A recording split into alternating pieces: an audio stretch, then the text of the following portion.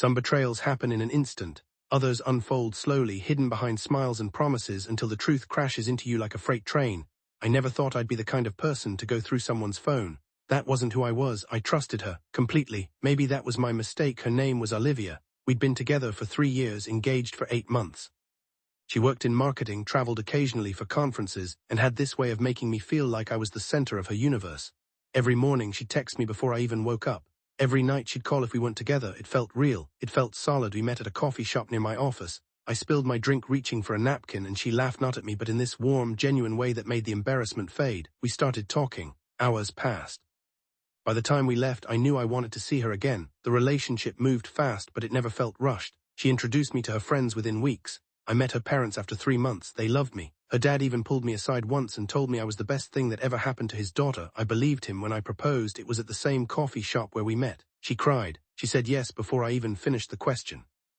We started planning the wedding immediately, a spring ceremony, about 150 guests, nothing too extravagant but meaningful. She wanted everything perfect. I wanted her happy, but then came that night. It was a Tuesday, late, around 2:30 in the morning. I woke up because I heard buzzing, her phone vibrating on the nightstand, once, twice, 3 times in a row. She was asleep next to me, breathing softly, her face peaceful in the dim light from the window. I wasn't trying to snoop.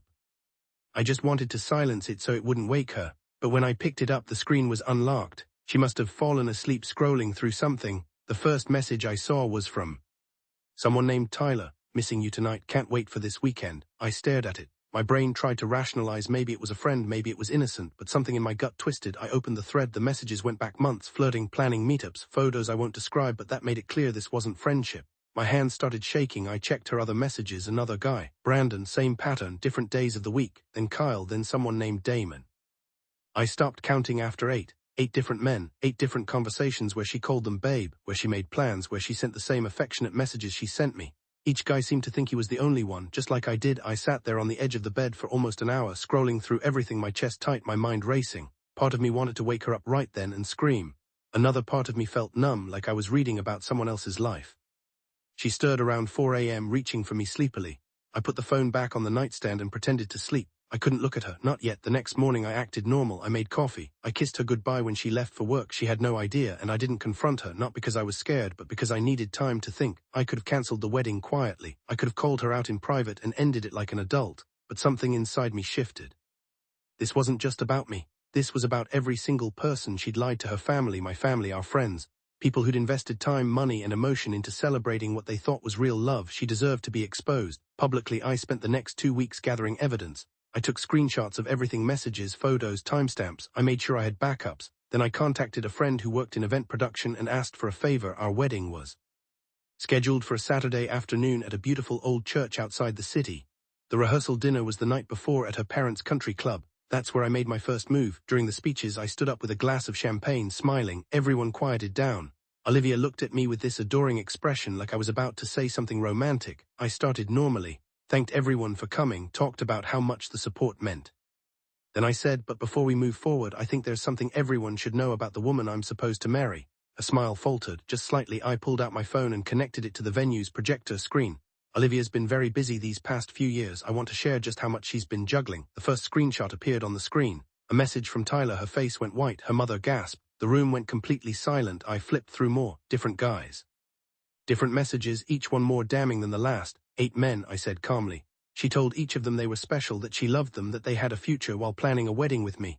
Olivia stood up, knocking over her chair. Stop, please, this isn't what? I cut her off. True, because I have months of proof. Her father looked like he'd been punched. My mother started crying. Olivia's friends sat frozen, their faces twisted in shock and disgust. She tried to run out, but her mother grabbed her arm. Explain this, she demanded. Olivia couldn't. She just stood there, tears streaming down her face, shaking her head. I finished my speech.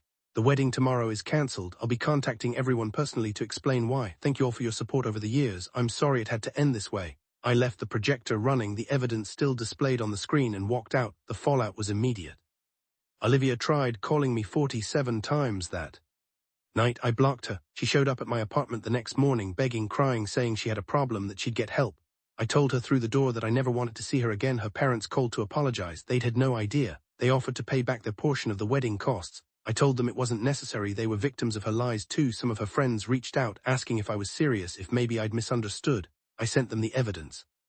They stopped defending her pretty quickly. The worst part, two of the guys she was seeing contacted me after mutual friends told them what happened. One of them, Tyler, had been planning to propose to her. He thought they'd been exclusive for over a year. He was devastated. We ended up meeting for coffee, me and Tyler. Strange as it sounds, we both needed to talk to someone who understood. He'd believed every word she said, just like I had. She'd constructed entirely separate lives with each of us, keeping us all neatly compartmentalized. It's been 7 months now. I sold the engagement ring and donated the money to a charity that helps people recover from emotional abuse. I went to therapy for a while, worked through the trust issues and the anger. It helped. I don't hate Olivia anymore. I feel sorry for her. Whatever drives someone to deceive that many people that thoroughly isn't something I can understand. But it's not my problem anymore. I've started dating again.